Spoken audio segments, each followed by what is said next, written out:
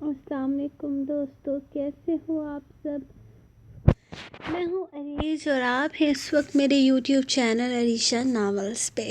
So guys, آج میں نے اسٹیمیٹ لگایا ہے کہ کتنی ایپیسوڈس رہ گئی ہیں اس ناول کی۔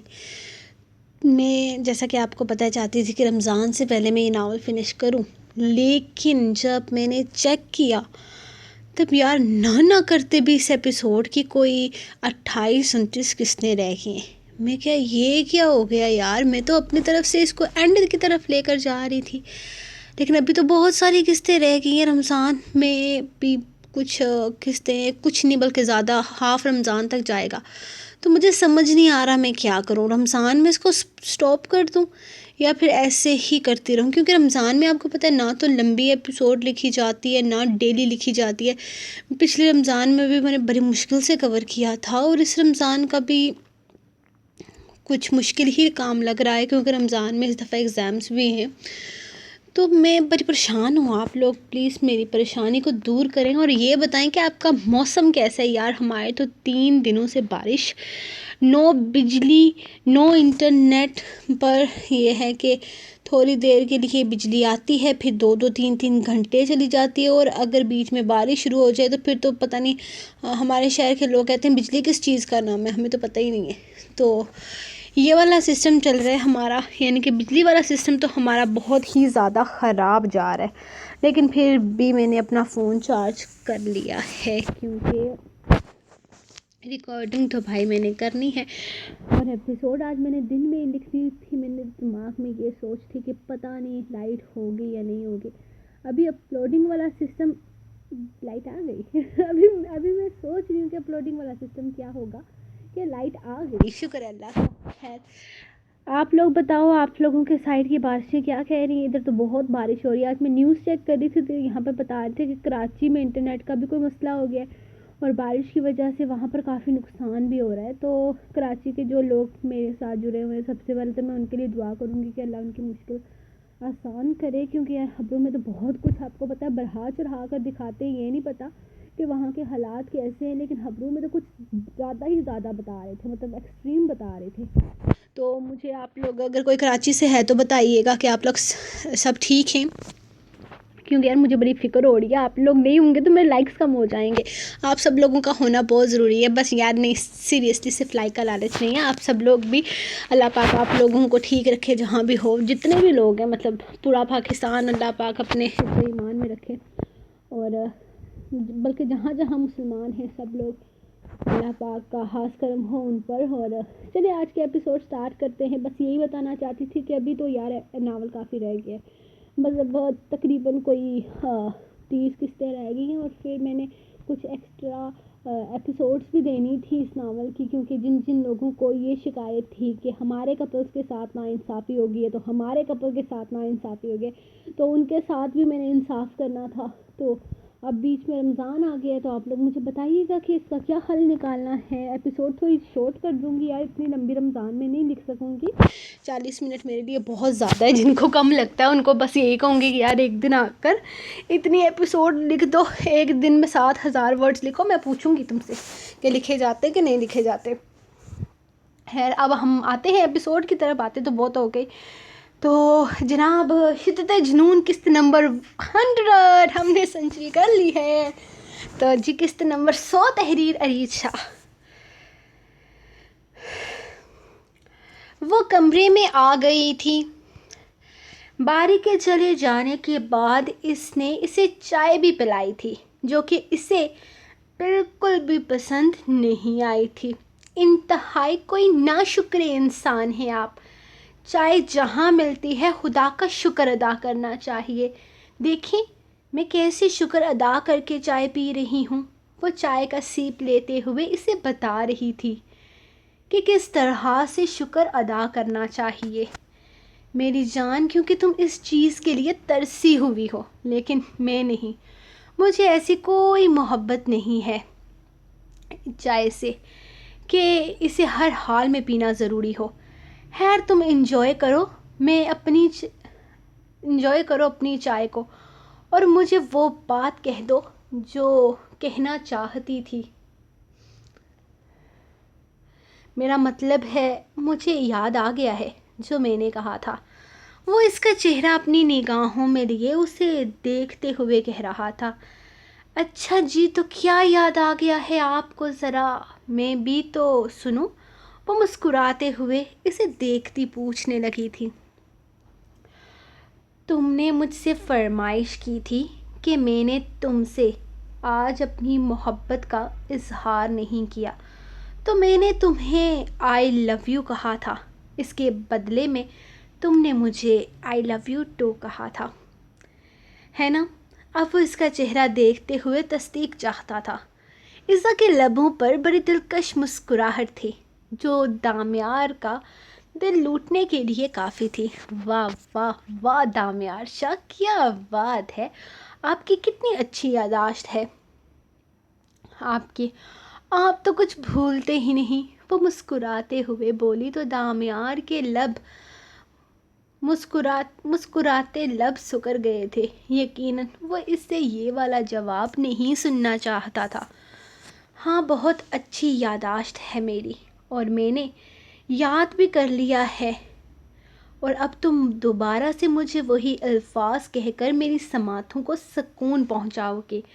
وہ اس کا چہرہ اپنی نظروں کے حصار میں لیے محبت بھری نگاہوں سے اسے دیکھتے ہوئے بولا تھا. میں اپنی باتیں دہرانے کی عادی نہیں ہوں، بس ایک دفعہ کہتی ہوں. جو بھی کہنا ہوتا ہے. وہ اتراتے ہوئے اس کے قریب سے اٹھنے ہی لگی تھی کہ دامیار نے اس کا بازو پکڑ کر اسے اپنی جانب کھینچ لیا. لیکن میں چاہتا ہوں کہ تم اپنی باتیں دہراؤ. مجھے بار بار بتاؤ کہ تمہیں مجھ سے محبت ہو گئی ہے.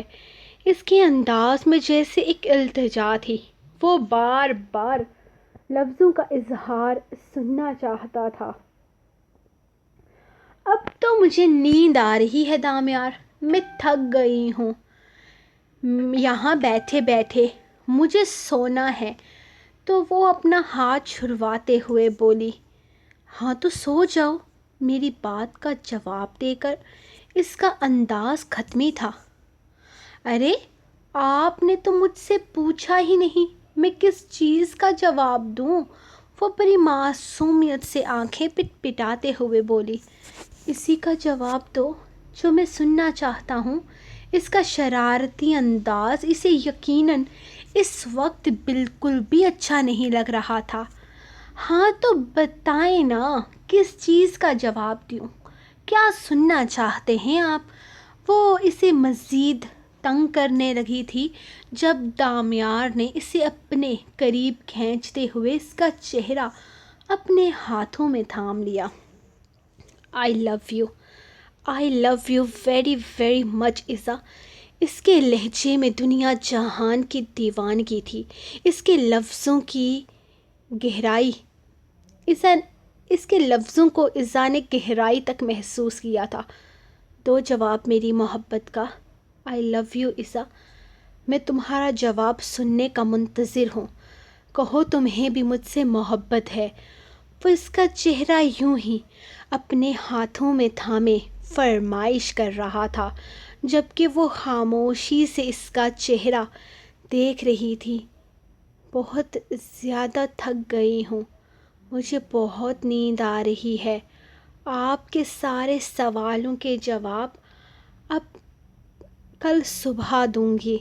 وہ آہستہ سے اس کے ہاتھ اپنے چہرے سے ہٹاتے ہوئے کہہ رہی تھی جب دامیار کی گرفت سخت ہو گئی. ایسے مت کرو عزا. میری محبت کا جواب محبت سے دے دو. صرف ایک دفعہ. میں تمہارے منہ سے وہی 3 لفظ سننا چاہتا ہوں جو تم نے کہے تھے. میں ان لفظوں پر یقین کرنا چاہتا ہوں. پلیز صرف ایک دفعہ میری سماعتوں کو سکون پہنچا دو. صرف ایک دفعہ اپنے وہ الفاظ دہرا دو. وہ منت بھرے لہجے میں بول رہا تھا. ارے کہہ تو رہی ہوں کہ کل صبح جواب دوں گی، لیکن نہیں، آپ کو تو بس چھوڑے میرے چہرے کو. وہ اس کے ہاتھ پیچھے ہٹاتے ہوئے بولی، جب دامیار نے غصیلی نگاہوں سے اس کے چہرے کی طرف دیکھا تھا۔ ارے ایسے کیوں گھور رہے ہیں مجھے؟ بول تو رہی ہوں کہ بول دوں گی، لیکن نہیں، آنکھیں تو دکھائیں، دیکھیں ایسے نکال رہے ہیں جسے سالم نکل جائیں گے مجھ معصوم کو۔ ہاتھ ہٹائیں۔ وہ نخرے دکھاتی اس کے ہاتھ اپنے گال سے ہٹا چکی تھی، جبکہ وہ بے حد غصے سے اسے گھور رہا تھا جیسے ابھی کھا جائے گا اسے۔ سونا کہاں ہے تم نے؟ وہ اسے صوفے کی طرف بڑھتے دیکھ کر پوچھنے لگا۔ ویسے تو میرا بیڈ بھائی والے کمرے میں موجود ہے، لیکن میں یہیں سوؤں گی رات کو آپ کے ساتھ اس کمرے میں، بلکہ ایسا کروں گی کہ جب تک آپ ہسپتال میں ہیں اسی کمرے میں رہوں گی۔ کل صبح یہیں آپ کے ساتھ اپنا بستر لگوا لوں گی، وہ مزے سے کہتی صوفے پر لیٹنے لگی تھی۔ یہاں آؤ میرے پاس، یہاں آ کر سوگی تم، وہ اسے دیکھتے ہوئے بولا تھا، جبکہ عزا نے حیرانگی سے اس کے ساتھ والی جگہ کو دیکھا تھا۔ نہیں، میں یہیں ٹھیک ہوں، وہ فوراً بولی تھی۔ جتنا کہا ہے اتنا کرو، فضول کے نخرے بعد میں دکھا لینا، وہاں پر ایزی فیل نہیں کرو گی، یہاں آرام سے سو جاؤ میرے ساتھ، کافی بڑا بیڈ ہے۔ نہیں، میں یہیں ٹھیک ہوں، وہ فوراً بولی تھی۔ جتنا کہا ہے اتنا کرو، فضول کے نخرے بعد میں دکھا لینا، وہاں پر ایزی فیل نہیں کرو گی، یہاں آرام سے سو جاؤ گی میرے ساتھ، کافی بڑا بیڈ ہے، وہ اسے دیکھتے ہوئے سمجھانے والے انداز میں بولا تھا۔ نہیں دامیار، میں یہاں بالکل ٹھیک ہوں، بالکل ایزی ہوں، پرفیکٹ ہوں، آپ وہاں پہ آرام کریں، اور ویسے بھی آپ کو گولی لگی ہے، زخم دکھ سکتا ہے آپ کا، میں آپ کو ٹھیک کرنا چاہتی ہوں، آپ کی تکلیف کی وجہ نہیں بننا چاہتی، آپ سو جائیں آرام سے، اتنا بڑا صوفہ ہے، میں ایزیلی یہاں پر سو جاؤں گی، وہ اسے سمجھاتے ہوئے بولی تھی۔ میں نے کہا کہ فضول کے نخرے بند کرو اور یہاں آؤ، کوئی تکلیف نہیں ہو رہی مجھے تمہیں اپنے پاس رکھ کر، میری تکلیف دور ہوتی ہے، تم یہاں پر سوگی میرے ساتھ، تم آ رہی ہو یا میں خود آؤں تمہیں لینے کے لیے؟ اب کی دفعہ اس کے انداز میں ضرورت سے زیادہ سختی تھی۔ کوئی ضرورت نہیں ہے آپ کو آنے کی، میں آ رہی ہوں، وہ اس کے غصے سے خوفزدہ ہوتی فوراً اٹھ کر اس کے پاس آئی تھی، جہاں دامیار پیچھے کو کھسکتا اس کے لیے جگہ بنا رہا تھا۔ جس سائڈ پر گولی لگی تھی وہ سائڈ ایک طرف کرتے ہوئے اس نے عزا کو اپنی دوسری سائڈ پر جگہ دی تھی۔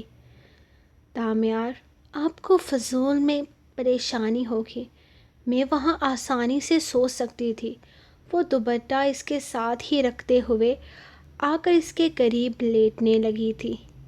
بہت بار کہہ چکا ہوں، لیکن تم پھر بھی سننا چاہتی ہو تو سنو، میری تکلیف کی نہیں، میرے سکون کی وجہ ہو تم، وہ اسے اپنے قریب کرتے ہوئے ایک ہاتھ اس کی کمر میں ڈالتا اسے اپنے ساتھ لگا چکا تھا، جبکہ اس کے ہاتھ کافی بے باکی سے اسے چھو رہے تھے۔ اس کی نازک سی کمر دامیار کے مضبوط ہاتھ کی گرفت میں آ چکی تھی۔ اپنے ہاتھوں کو کنٹرول میں رکھیں، آپ رومانس کرنے نہیں آئی ہوں میں، وہ اس کے ہاتھ کی گردش اپنی کمر پر محسوس کرتی ہوئی بولی تھی۔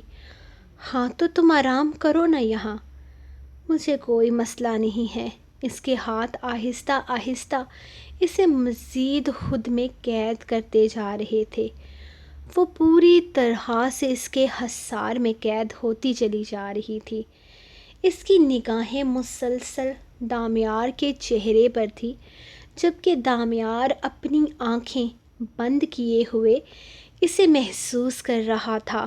وہ جانتا تھا وہ آنکھیں کھولے اس کے چہرے کو اپنی خوبصورت نگاہوں سے گھورے جا رہی ہے، اور یہ احساس کافی سکون بخش بھی تھا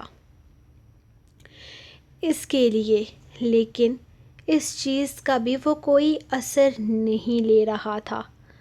وہ بس اسے خود سے لگائے آہستہ آہستہ محسوس کر رہا تھا۔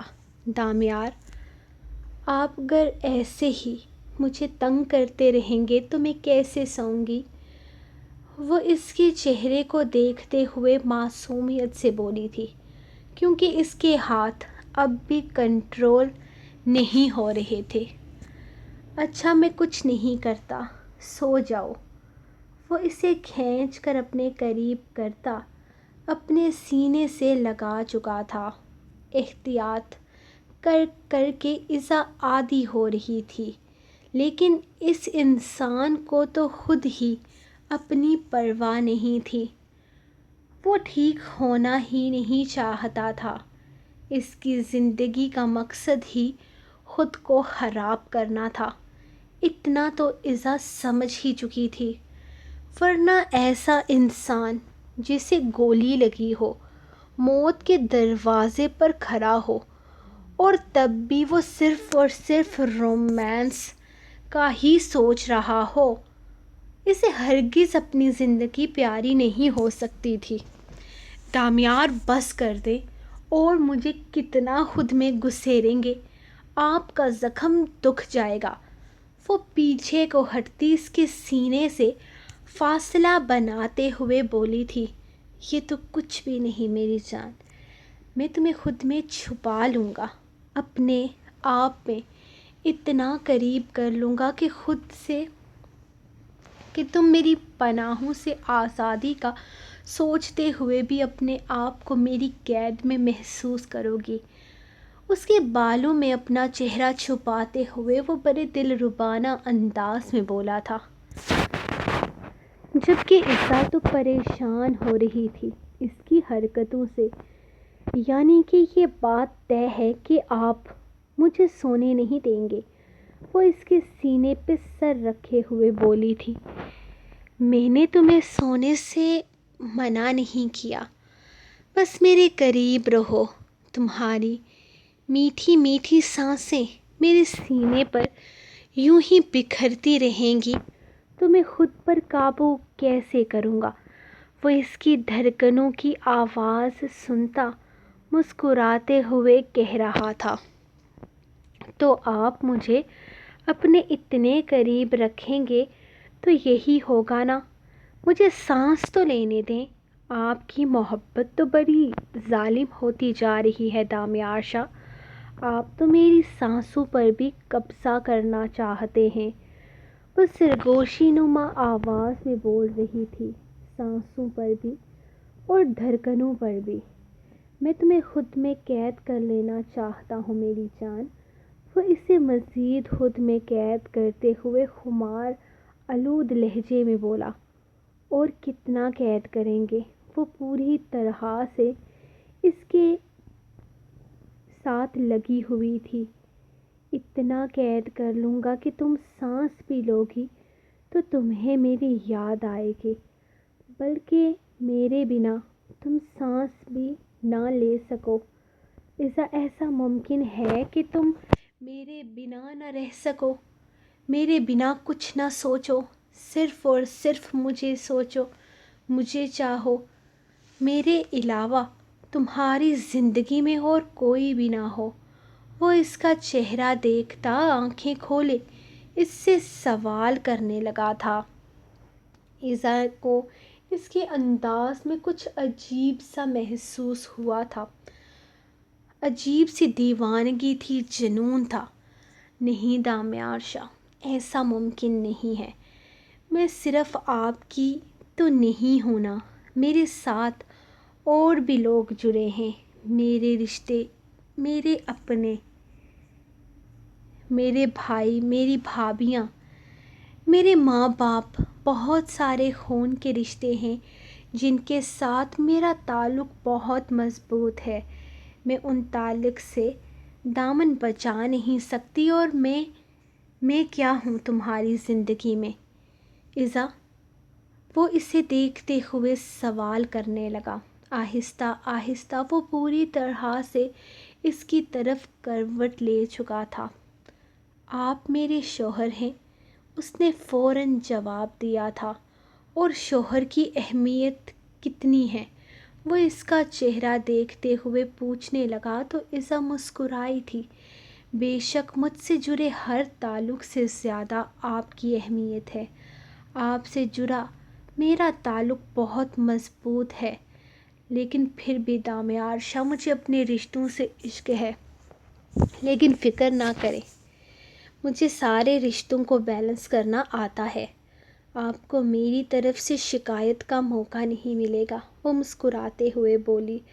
تم ہمیشہ میرے ساتھ رہو گی نا ایذا؟ کسی کے کہنے پر مجھے چھوڑو گی تو نہیں؟ اس کے لہجے میں ایک ڈر تھا. آپ کا اور میرا رشتہ کسی دوسرے تیسرے کے کہنے سے ٹوٹنے والا نہیں ہے دامیار. آپ کا اور میرا رشتہ خاص ہے. ہم دونوں کے لیے سب سے اہم خود پر یقین کرنا ہے. کوئی تیسرا ہمارے درمیان تب آئے گا جب ہم آنے دیں گے. ہمیں ایک دوسرے سے اپنا تعلق اتنا مضبوط کرنا ہے کہ کوئی تیسرا ہمارے بیچ نہ آ سکے. وہ اس کے سینے پہ سر رکھے ہوئے بولی تو دامیار کو اپنے اندر تک سکون اترتا محسوس ہوا تھا، جبکہ اس کی ساری سوچیں باریک کی طرف جا رہی تھی. باریک اس کا ماضی کھول رہا تھا اور اس کے ماضی میں بہت کچھ ایسا تھا جو اس کے آنے والی زندگی کو خراب کر سکتا تھا. اس نے کبھی کچھ چھپانے کی کوشش نہیں کی تھی، کبھی اپنا آپ دنیا سے نہیں چھپایا تھا. وہ جو تھا جیسا تھا سامنے تھا، اور وہ جانتا تھا کہ اگر باریک نے اس کے ماضی کے بارے میں کچھ بھی پتہ کرنے کی کوشش کی تو وہ فیل نہیں ہوگا. یقیناً وہ سب کچھ جان جائے گا، اور اگر وہ سب کچھ جان جائے گا تو اس کے لیے بہت مسئلہ ہونے والا تھا. وہ اپنی سوچوں میں گم ایک نظر ایذا کے چہرے کو دیکھتے ہوئے مسکرا دیا تھا. اس کے سینے پہ لب رکھے وہ گہری نیند میں اتر چکی تھی. اس نے آہستہ سے اس کے ماتھے کو چومتے ہوئے اس کے نازک سے وجود کو خود میں چھپایا تھا. میں تمہیں کبھی خود سے دور نہیں جانے دوں گا. باریک شاہ کو کبھی اس کے مقصد میں کامیاب نہیں ہونے دوں گا، اس کے لیے مجھے کچھ بھی کیوں نہ کرنا پڑے. میرا ماضی کبھی تمہارے سامنے آ کر تمہیں مجھ سے دور نہیں کرے گا. میں باریک شاہ کو کامیاب نہیں ہونے دوں گا اس کے مقصد میں. وہ اس کو خود میں چھپائے سوچ رہا تھا، لیکن اس کا دل بہت تیزی سے دھڑک رہا تھا. اگر وہ سب کچھ ایذا کے سامنے آ گیا تو یہ اسے سکون نہیں لینے دے رہی، یہ سوچ اسے سکون نہیں لینے دے رہی تھی. وہ اپنا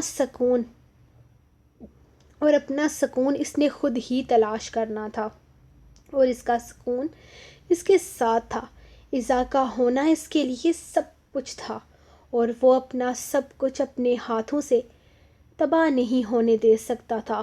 صبح ہر حال میں اس نے اپنے مینیجر کو فون کرنا تھا اور اس سے کہنا تھا کہ زرمینہ نامی عورت کو منظر سے ہٹا دے، کہیں غائب کر دے. باریک شاہ اس کے بارے میں جان چکا تھا. یقیناً اس تک پہنچنے میں بھی اس نے زیادہ وقت نہیں لگانا تھا. شیر اور زران دونوں گھر واپس جا رہے تھے. زران اپنے گھر کی طرف نہیں گیا تھا کیونکہ عبادت یہیں تھی اور اس نے یہیں پر رہنا تھا. فی الحال وہ بہت تھک چکا تھا تو مزید گاڑی ڈرائیو کرنے کی ہمت بھی اس میں ہرگز نہیں تھی۔ اب تو اس نے اپنی تھکن اتارنی تھی اپنی بیوی کے نازک سے وجود سے، جو بہت مزے لیے تھے اس نے اتنے دن آزادی سے۔ آج تو وہ اس کی ساری آزادیاں ختم کرنے والا تھا۔ آج وہ پوری طرح سے اسے خود کو اس کے نازک سے وجود میں گم کر دینا چاہتا تھا۔ اس کی سوچتے ہوئے اس نے ایک بھرپور انگڑائی لی تھی، جبکہ گاڑی ڈرائیو کرتے شہیر نے اسے دیکھا تھا۔ زران بھائی، آپ کو کیا لگتا ہے کہ ہمیں کچھ پتہ چل پائے گا دامیار شاہ کے بارے میں؟ میرا مطلب ہے کہ بارک بھائی نے جس طرح سے کہا ہے کہ ہم اس کے ماضی کے بارے میں سب کچھ جان جائیں گے، تو آپ کو لگتا ہے کہ دامیار شاہ اپنا سب کچھ کھول کر ہمارے سامنے رکھ دے گا؟ شہیر نے اسے دیکھتے ہوئے پوچھا تھا۔ یہ تو میں نہیں جانتا شہیر کہ ہمیں کچھ پتہ چلے گا یا نہیں،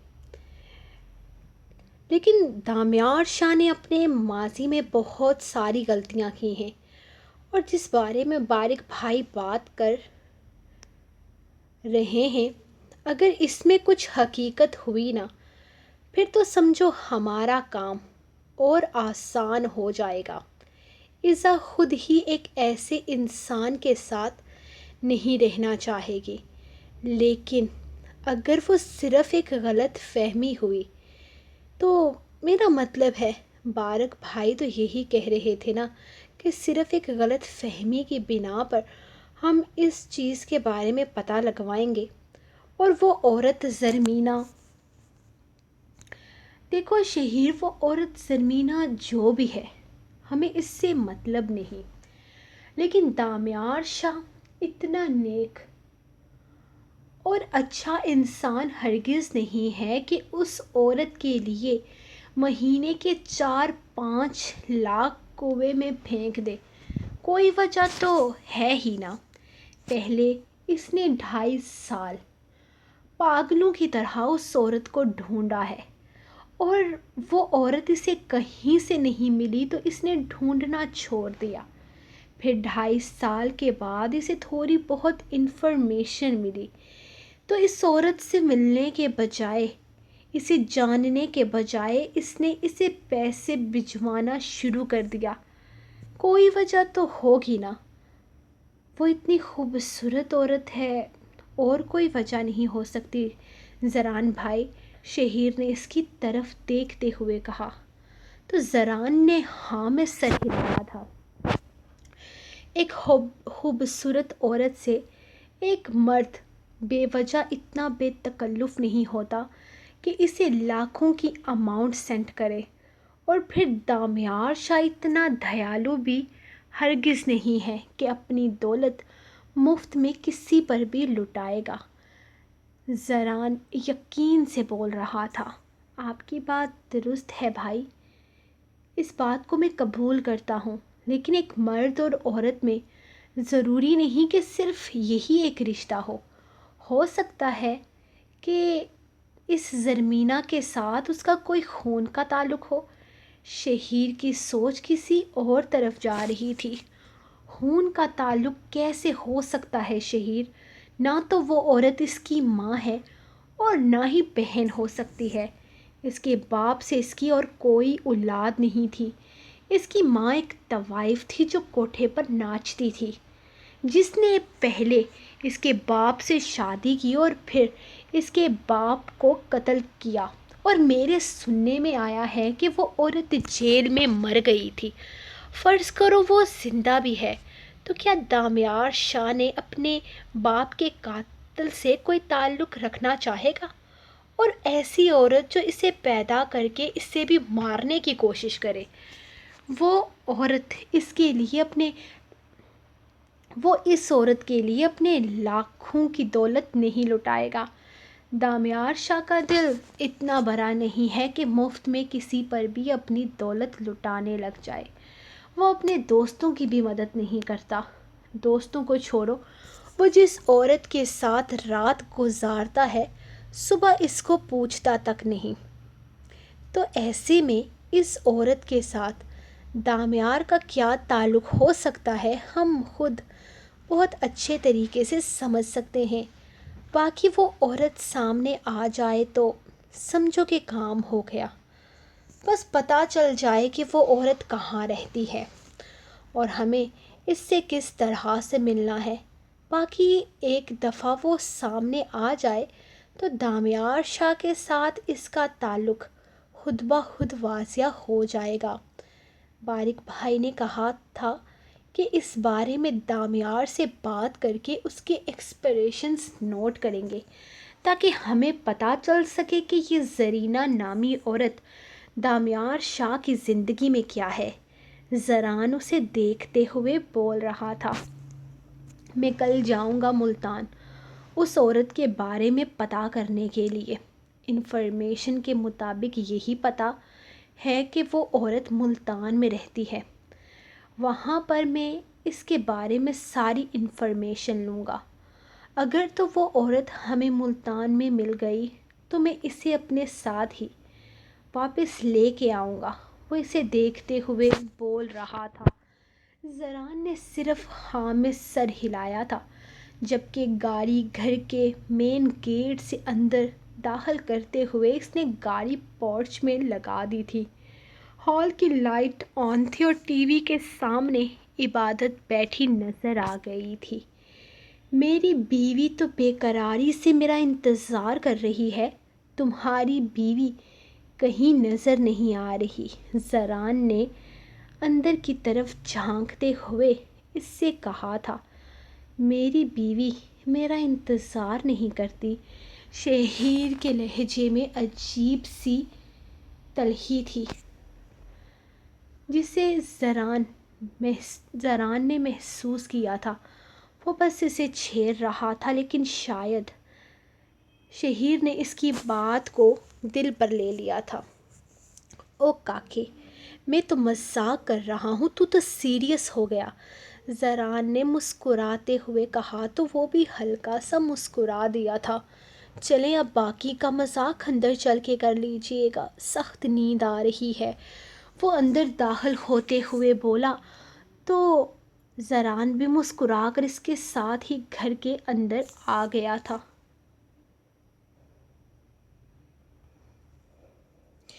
وہ اندر آئے تو عبادت سامنے صوفے پر بیٹھی ہوئی انہیں دیکھتے اٹھ گئی تھی۔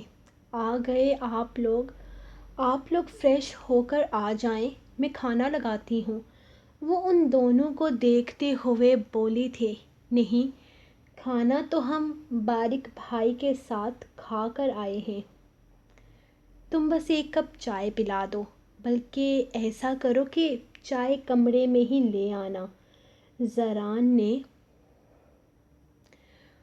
کہتے ہوئے کمرے کی طرف قدم بڑھائے تھے۔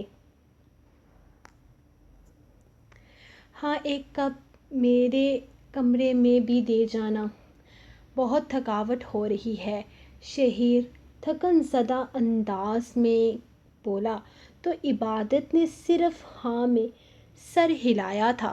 شہیر کے بھی چلے جانے کے بعد وہ خود کچن کی طرف آ گئی تھی چائے بنانے کے لیے۔ یقیناً اتنے دن ہسپتال میں گزار کر وہ کافی زیادہ تھک چکے تھے۔ زران کل صبح آیا تھا صرف کپڑے لینے کے لیے، جبکہ بارک تو ایک دفعہ بھی گھر نہیں آیا تھا۔ وہ چاروں ہی ان دنوں میں بہت مصروف تھے۔ بظاہر وہ دامیار کو اہمیت نہیں دیتے تھے، لیکن یقیناً وہ اہم تھا کیونکہ وہ ان کی بہن کا شوہر تھا، ان کی اکلوتی لاڈلی بہن کی زندگی اس انسان کے ساتھ جڑی ہوئی تھی اور اس انسان کی خاطر پچھلے 3 دن سے وہ اپنا آپ بھلائے ہوئے تھے۔ اپنی بہن کی خاطر وہ ناپسندیدہ انسان کے لیے فی الحال کچھ بھی کرنے کو تیار تھے۔ ان لوگوں کے لیے ان کی بہن کی خوشیاں اہمیت رکھتی تھی، اور اتنا تو وہ بھی سمجھ چکے تھے کہ ان کی بہن کی خوشیاں اس انسان کے ساتھ جڑی ہوئی ہیں۔ آ گئے آپ؟ اس نے کمرے میں قدم رکھا تو عروش بیڈ پر بیٹھی ہوئی تھی۔ اسے جاگتے دیکھ کر اسے حیرت ہوئی تھی، لیکن اس کے سوال پر اس نے گھور کر اسے دیکھا تھا۔ نہیں، ابھی راستے میں ہوں، کہتی ہو تو واپس چلا جاتا ہوں۔ ویسے بھی میرے آنے پر خوشی تو تمہیں ہوئی نہیں ہوگی، وہ سرد غصیلے لہجے میں بولا۔ میں آپ کے لیے کپڑے نکال دیتی ہوں۔ اسے الماری کی طرف بڑھتے دیکھ کر وہ فوراً اٹھ کر اس کے لیے کپڑے نکالنے لگی تھی، اور 2 منٹ میں ٹراؤزر اور اس کے ساتھ ٹی شرٹ نکالی تھی اس کی خاطر۔ جبکہ وہ ایک نظر اس کے ہاتھ میں موجود کپڑوں کو دیکھتا، پھر اسے نظر انداز کرتے ہوئے ویسے ہی ایک ٹراؤزر اور شرٹ نکال کر ڈریسنگ روم میں چلا گیا تھا۔ اس کی ناراضگی کو محسوس کرتے ہوئے عروش شرمندگی کی گہرائیوں میں گرتی باہر ٹہلنے لگی تھی، اس کے باہر آنے کا انتظار کرنے لگی تھی۔ وہ 2-3 منٹ میں ہی باہر آ گیا تھا۔ میں آپ کے لیے کھانا لے کر آتی ہوں۔ اسے آتے دیکھ کر عروش نے مزید اپنی خدمات پیش کی تھی۔ اس احسان کی ضرورت نہیں ہے، میں کھانا کھا کر آیا ہوں۔ وہی باریک بھائی کے ساتھ وہی سرد اور برفیلا لہجہ۔ میں آپ کے لیے چائے بنا کر لاتی ہوں، کافی تھکن ہو رہی ہوگی نا آپ کو، میں اچھی سی چائے لاتی ہوں آپ کے لیے۔ وہ اس کی بات کا برا منائے بغیر کمرے سے نکلنے لگی تھی جب سامنے سے عبادت کمرے میں داخل ہوئی۔ شکریہ عبادت بیٹا، مجھے چائے کی بہت شدید طلب تھی۔ وہ اس کے ہاتھ سے چائے کا کپ لیتا شکریہ ادا کرنے لگا تھا، جبکہ عروش اپنا سا منہ لے کر رہ گئی تھی۔ عروش تمہیں بھی چائے پینی ہے؟ اس نے عروش کو کھڑے دیکھ کر پوچھا تو اس نے فوراً نفی میں سر ہلایا تھا۔ عروش رات کو چائے ہرگز نہیں پیتی تھی، ویسے بھی اس کے ہاتھ میں ایک ہی کپ تھا جو زران کے لیے وہ لے کر جا رہی تھی۔ چلو ٹھیک ہے، پھر اپنا خیال رکھنا، گڈ نائٹ، صبح ملتے ہیں، وہ مسکرا کر کہتی کمرے سے نکل گئی تھی۔ جبکہ وہ واپس آتی شہیر کے دوسرے سائڈ پر آ کر بیٹھ گئی تھی۔ اس کا ارادہ شہیر سے بات کرنے کا تھا، اس سے معافی مانگنے کا تھا، لیکن شہیر تو اسے پوری طرح سے نظر انداز کر رہا تھا۔ کپ ایک طرف رکھتے ہوئے وہ بستر پر لیٹ گیا، اور پھر اس نے لائٹ بھی آف کر کے یہ بھی واضح کر دیا کہ وہ اسے بالکل بھی منہ لگانے کا کوئی ارادہ نہیں رکھتا۔ اس کا 2-3 دفعہ دل چاہا کہ وہ اسے مخاطب کرے، اس سے بات کرے، ساری پچھلی غلط فہمیوں کو دور کرے، لیکن شہیر کا نظر انداز کرنا اسے کچھ بھی بولنے ہی نہیں دے رہا تھا۔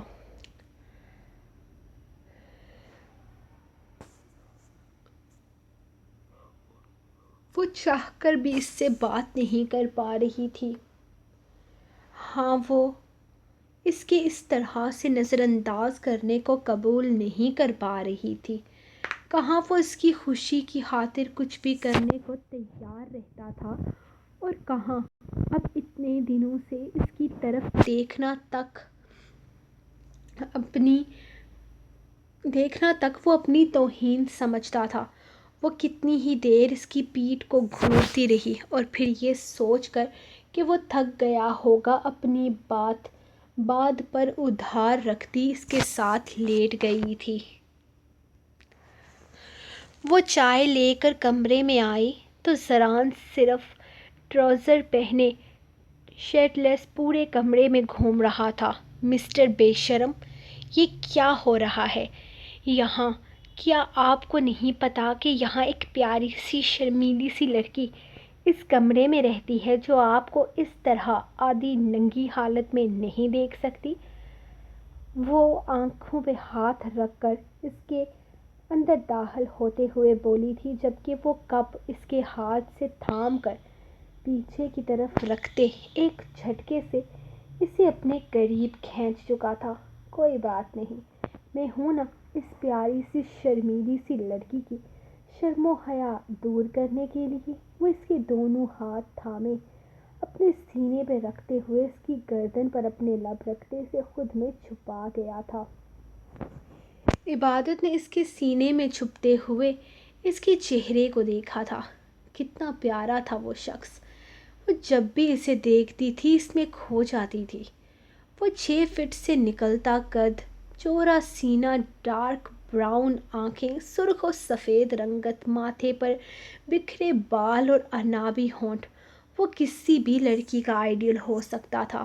اس کی سحر زدہ شخصیت کی تمام لڑکیاں دیوانی تھیں، لیکن زران شاہ نے آج تک کسی کو نہیں دیکھا تھا، کیونکہ وہ صرف اور صرف اس کا تھا، صرف اور صرف اپنی عبادت کا دیوانہ، جس پر وہ جان لٹاتا تھا۔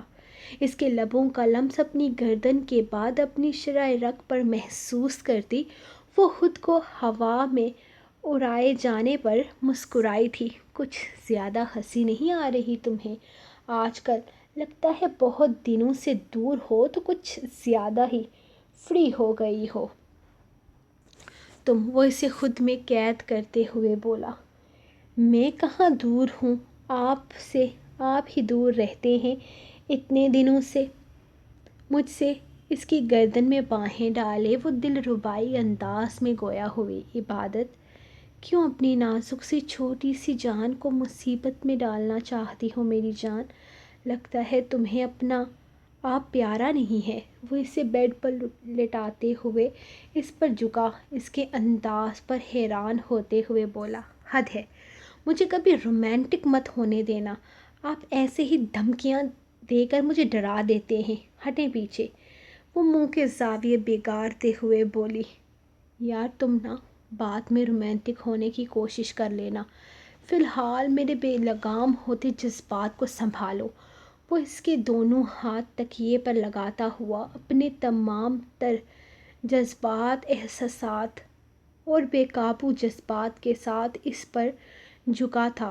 آج وہ سچ مچ میں بے لگام گھوڑا بنا اس کو خود میں قید کرتا اس کے ہوش اڑانے جا رہا تھا۔ اتنے دنوں کی بے چینیاں، بے قراریاں وہ ایک ہی بار اس پر نچھاور کرتا، خود کو مکمل طور پر اس کے وجود سے سیراب کرتا، اپنی تھکاوٹ مٹا رہا تھا، جبکہ عبادت کی ساری رات اس کے بے قابو جذباتوں کو سنبھالتے ہوئے گزرنی تھی۔